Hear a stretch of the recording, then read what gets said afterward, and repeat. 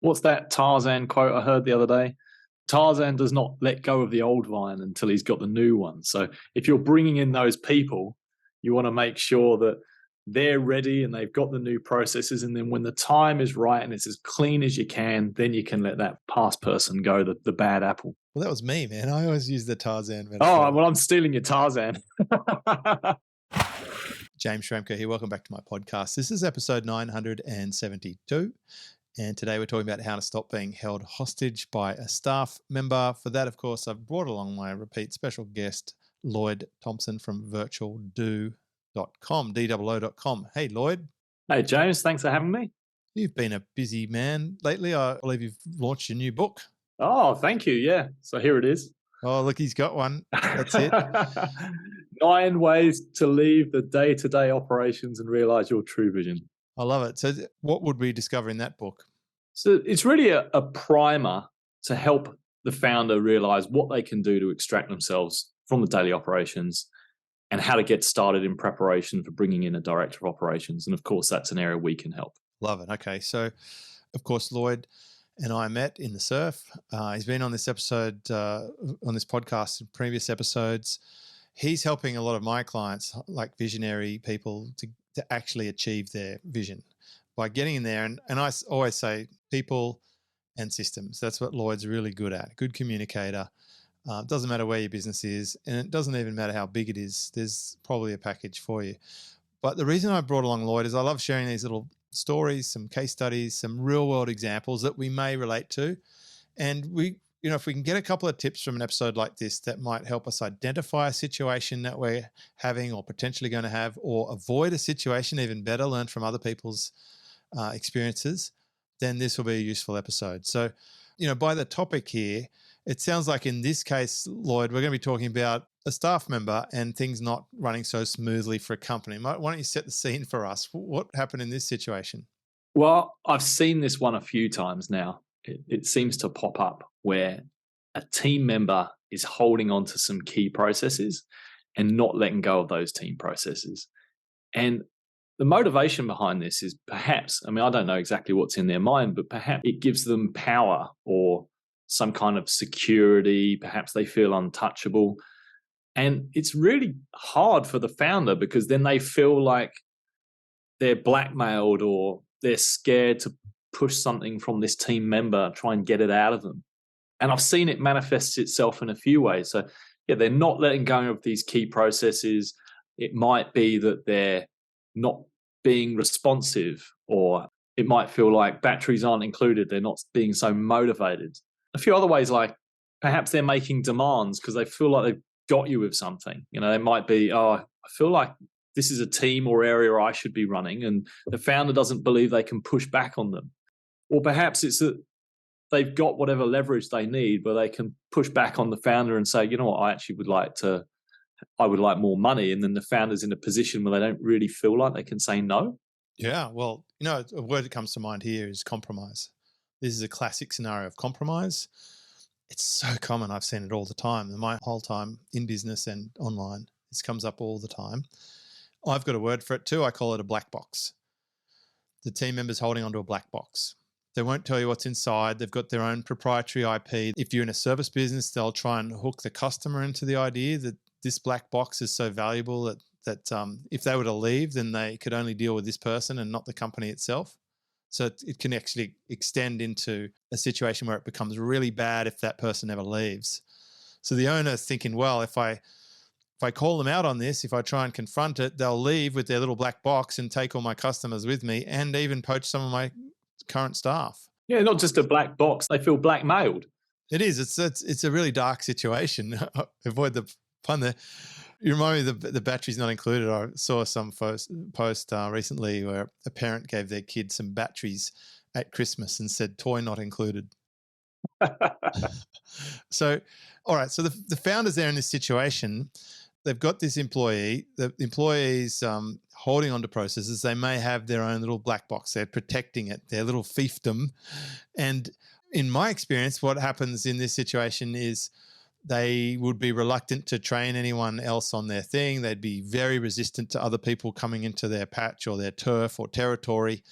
They would fight them. In fact, if you bring in new people, often they would just destroy them as quickly as possible and burn them so that they protect their fiefdom. Another little interesting correlation I've seen, often when you've got people who don't want to share their processes or are a bit secretive, there might be other things where they don't take a lot of annual leave. There's often when you find theft or fraud, it's going to come down to the person who is secretive and not transparent about what they're doing. Now, there'd be a number of reasons why someone would do this. You speculated on a couple, Lloyd, but I suspect, yes, they feel that they're unsackable.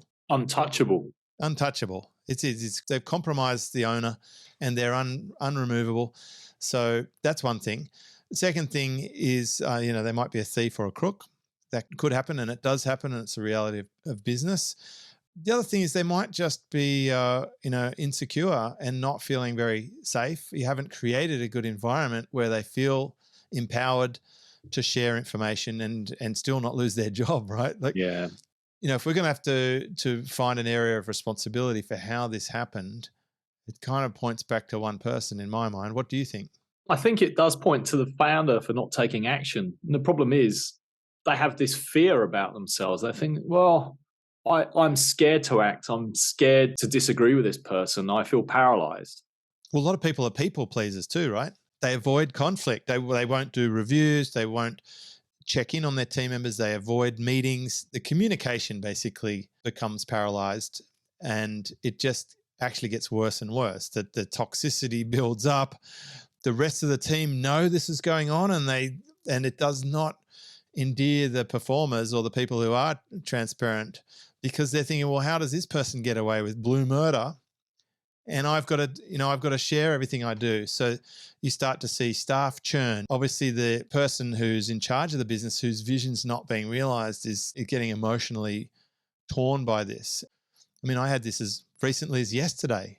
This happened yesterday. A guy's got one of his team members has called a review after 2 years, and he's demanding a pay rise. Oh, far out. And when I speak to the owner, he's like, this guy he's got a bad attitude and doesn't even do a good job. And I've been putting off talking to him about it because I don't want to upset him. I want to avoid the conflict. And I'm like, it doesn't get better the longer you leave it.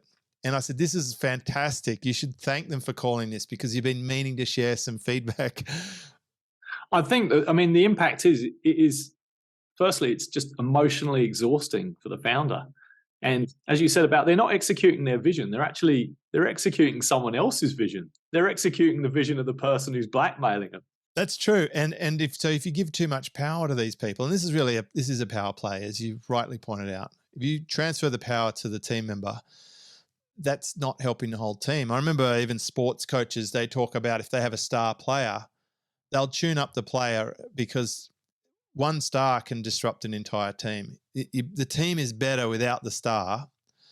And as my mentor used to say, an empty flat is better than a bad tenant. Now, for our international people, that'd be like an empty condominium is better than a bad tenant, or an empty property is better than a bad tenant. I fully, wholeheartedly agree with this. So there's definitely ways I've dealt with this, but I'm curious, Lloyd, how do you deal with it? And we'll see if we can trade some notes and get some good tips here. So far, if you're listening to this podcast, episode 972, I'm chatting with Lloyd Thompson from VirtualDOO.com, and we're chatting about when you're being held hostage by a staff member who refuses to share or be involved in sort of teamwork or, cross communication with the other parts of the business. And what do we do in that situation, Lloyd? Just before I go down that road, there was just something you said about team, and I just want to go back to that for a second because the impact on the team is massive. Like, it feels so unfair to those people in the team. And the longer this goes on without taking the action, the bigger the impact is on the team. And then that can come back to the founder. Well, they don't respect the founder anymore. They don't respect the founder. They think, why is this person getting better treatment than I am? And then after that, they can think, well, what do I do? Do I put up with this? Do I leave? Or do I create my own black box? Do I do the same? Yeah.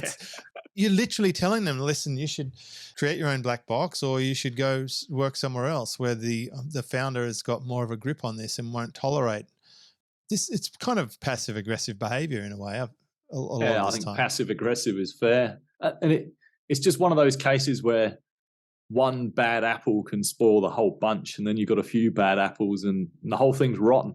And it's fixable. That's the thing. And we're going to get onto the fixability part here. And what I want to point out here is this can be messy. This is the messy part of being an entrepreneur. If you're employing humans, you have a massive responsibility, not just to you, but to each of the individuals and as a team as a whole.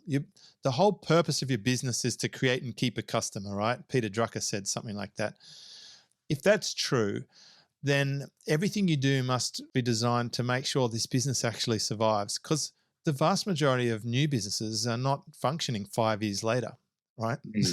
So, and if this is a common cause of a team breakdown or a toxic workplace, or just in very simple terms, if your vision is not getting translated into results, it's very likely someone in your team is hanging onto a black box.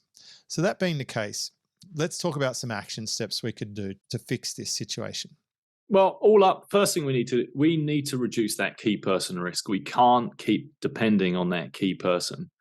And so before we reduce it, the first thing we need to do is stop giving them more responsibilities, because you're just making the problem worse. So stop giving them more before we're then going to figure out how we're going to reduce some of that risk.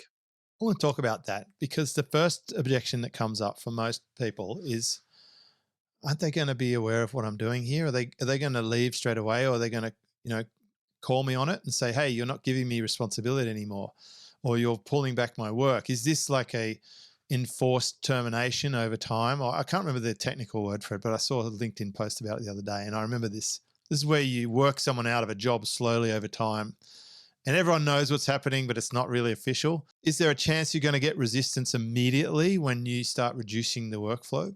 I would say it's going to be a gradual thing. This is something you're not going to do it immediately.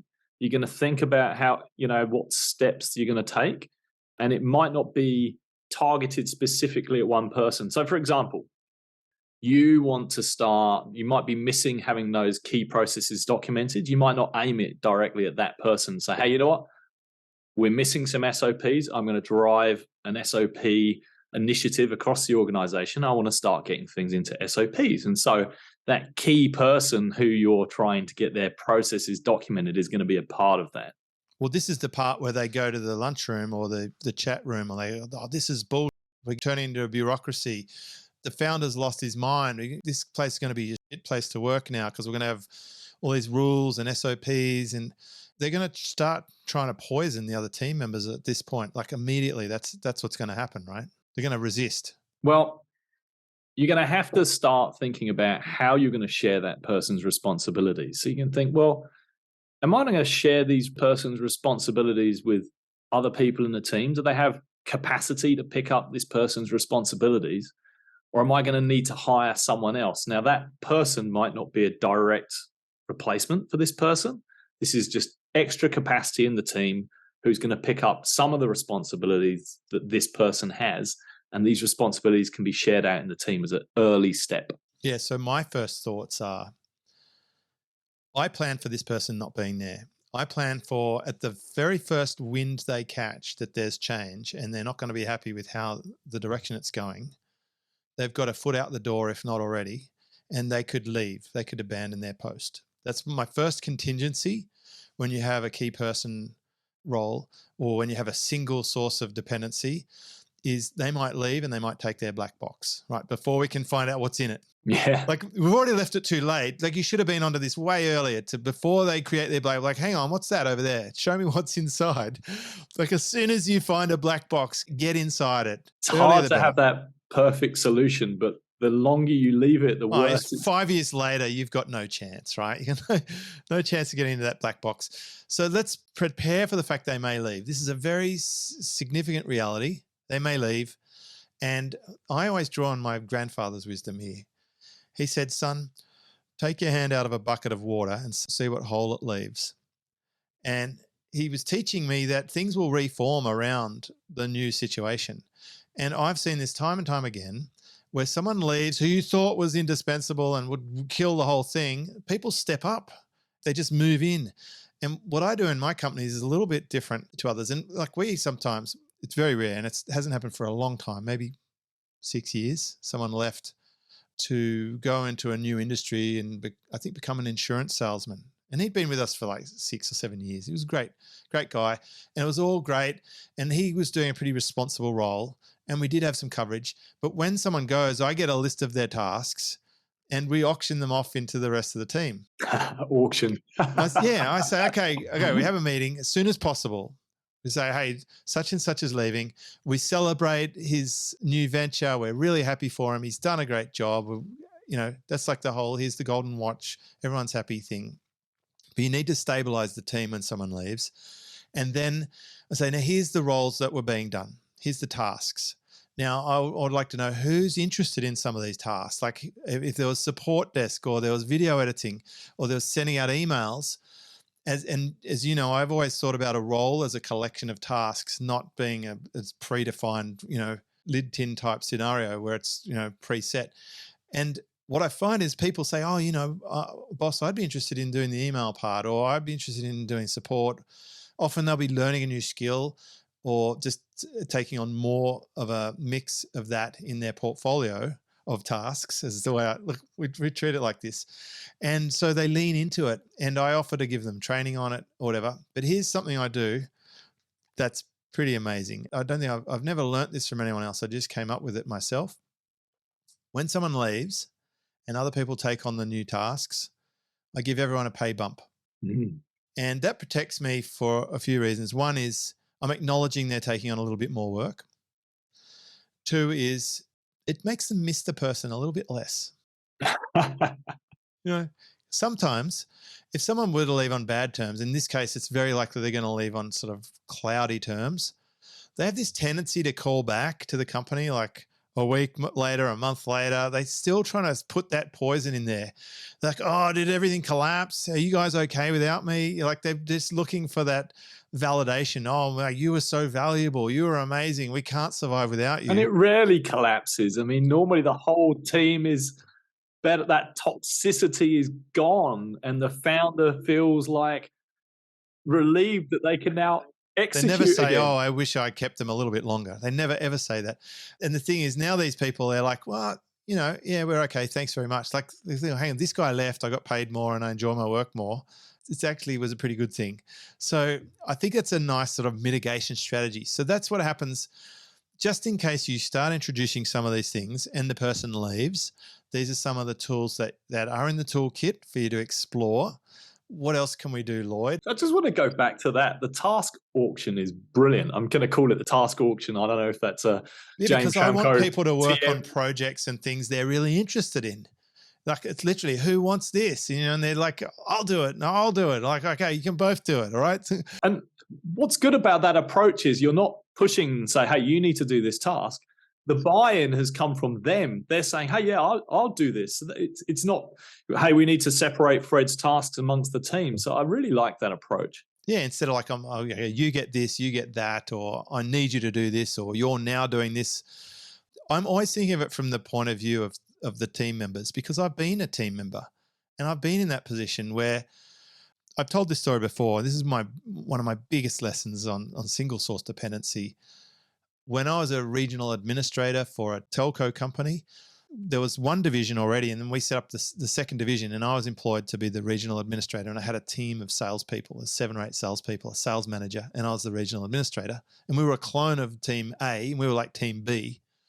And unfortunately, the person who did my role in Team A, who was supposed to train me and get me up and running, was involved in a fatal car accident. And now there was only one person in this entire global telco brand, it was Vodafone, who could do this one role. And it was a complex role and I wasn't properly trained on it. And now I had double the workload. So overnight, I went from 7 salespeople to 14 or 15 salespeople. I had 2 sales managers and I was one guy. And I was on, at the time, was $35,000 a year. And there was so much pressure. And that pressure turned me, the coal, into a diamond, because it was only 2 years later that I was a salesperson at BMW earning $78,000 in my first year and becoming number 1 in the country. It was because of things like that.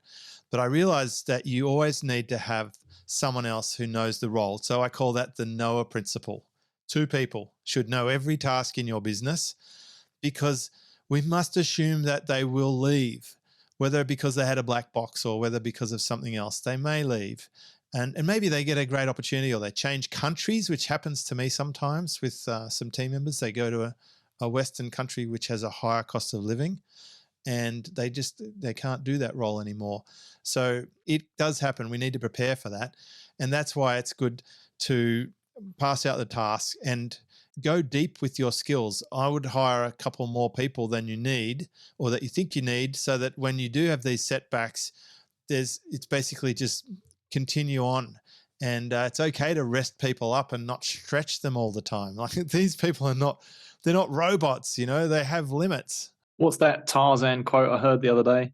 Tarzan does not let go of the old vine until he's got the new one. So if you're bringing in those people, you want to make sure that they're ready and they've got the new processes. And then when the time is right and it's as clean as you can, then you can let that past person go, the bad apple. Well, that was me, man. I always use the Tarzan metaphor. Oh, well, I'm stealing your Tarzan. Yeah, well, it's swinging from one vine to the other. I often use that in the case of moving from one business model to another. We get a good grip on the new vine before we let go of the old one. But if you've got a team player who you are being held hostage to, who's got this magical black box, then basically when they decide to hop down to the jungle floor and disappear, there's no way you're getting to the other end of the jungle, right? You need to have a few vines in play at the same time. Maximize your chance. I will mention another thing, which, especially if you suspect that they're going to have ulterior motives, if they got a feeling that they're leaving, one of the first things you want to do, if you've not done this already, is get all of your passwords in a password safe, like 1Pass, any of those good commercial ones.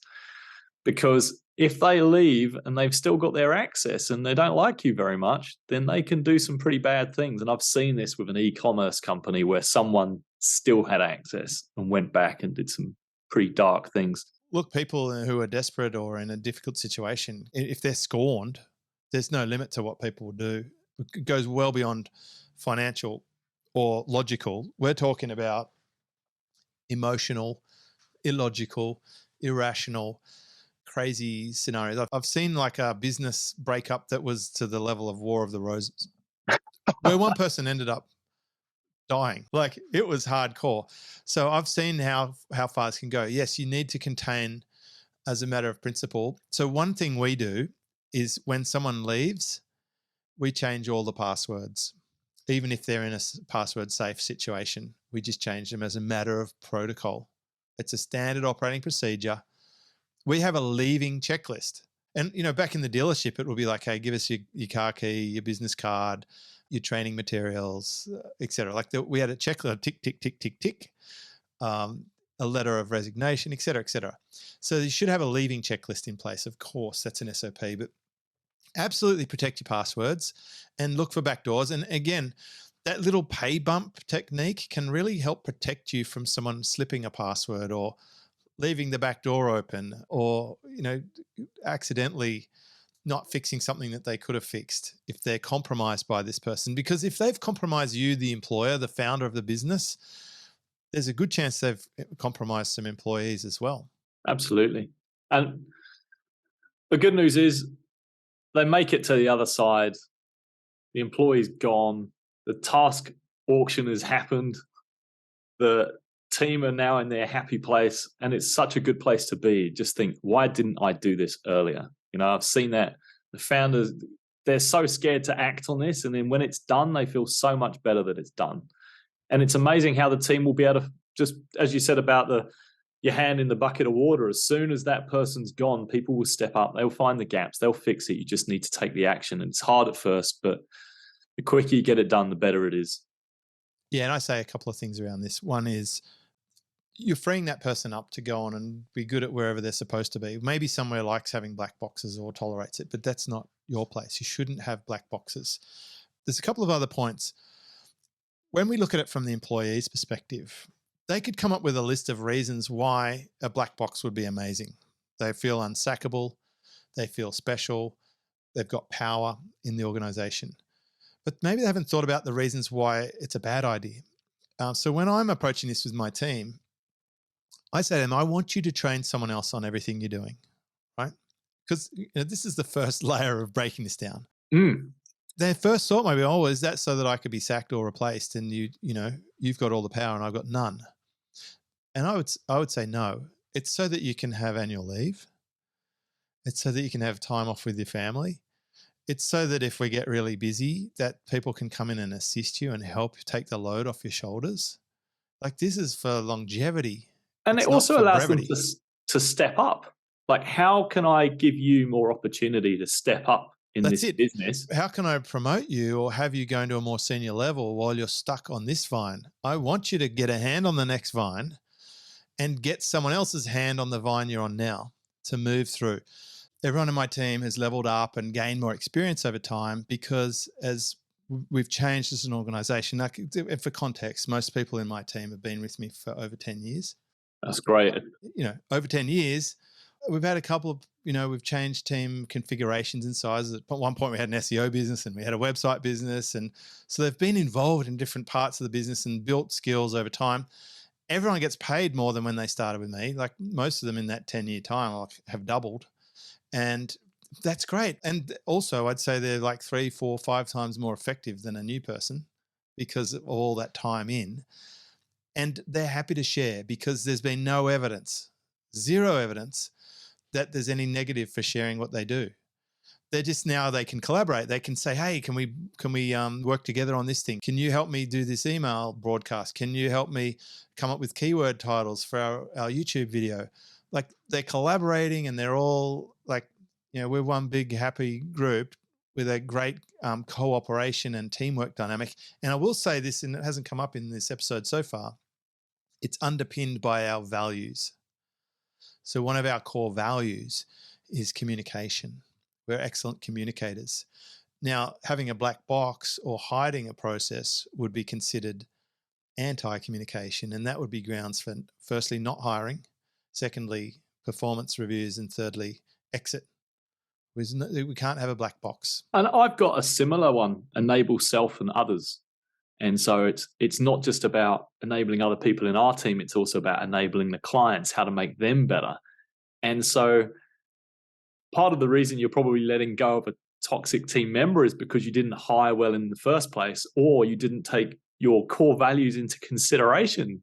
And so many people, when they're hiring, focus just on the skills.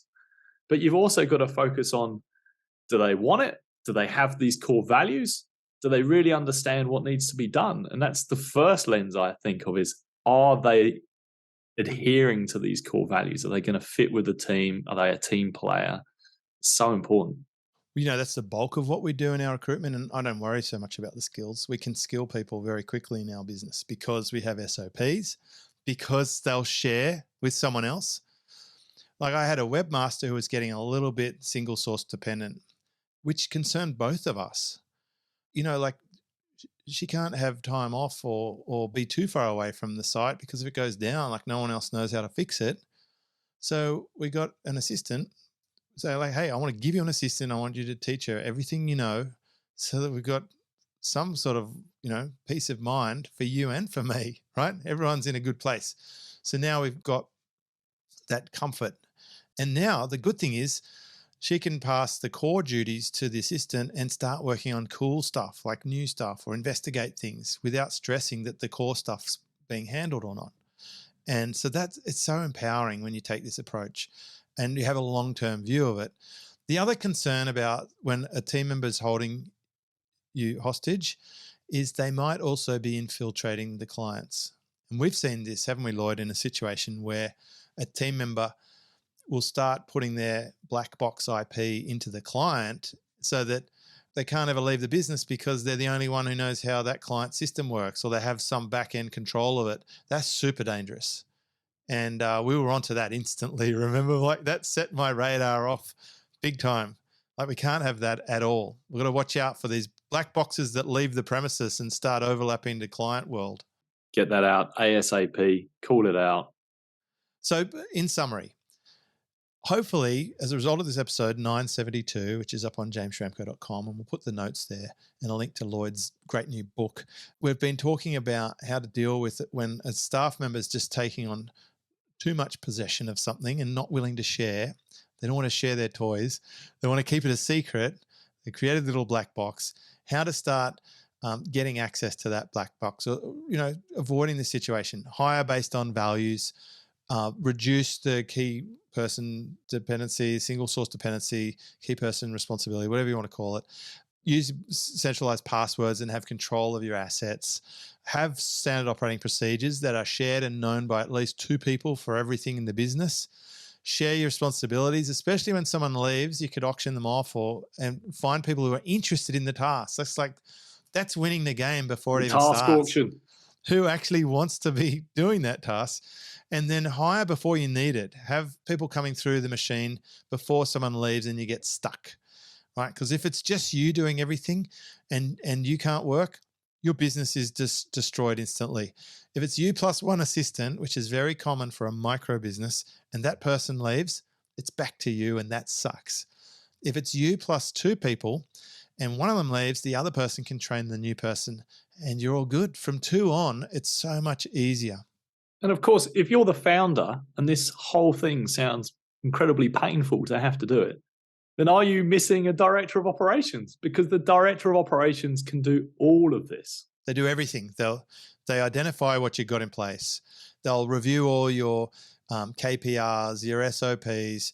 They'll see each of the team members, what they're actually doing. They'll translate that according to what is the vision of the founder and see where the gaps are, and then implement the people and the systems to get you there. Of course, Lloyd is my favorite DOO, Director of Operations, and your team, of course. Now, you've got a great little team and you're global. You can work in different time zones and different types of businesses. Lloyd, how do we get in touch? Yeah, just email me, Lloyd@virtualdoo.com. So that's 2 L's, Lloyd, LLOYD, @virtualdoo.com. Lloyd works with lots of my clients, so I've seen it firsthand. I've been around for the entire formation to now of Lloyd's empire, and he does great work. I do get emails from people saying, best hire I've ever made, which is great. And since they're a client of mine, it's even more special, I suppose. I won't be offended.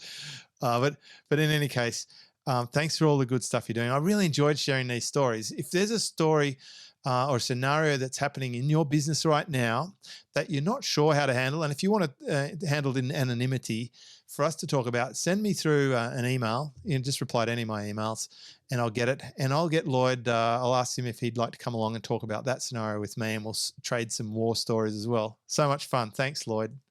Thanks so much, James. This is James Schramko.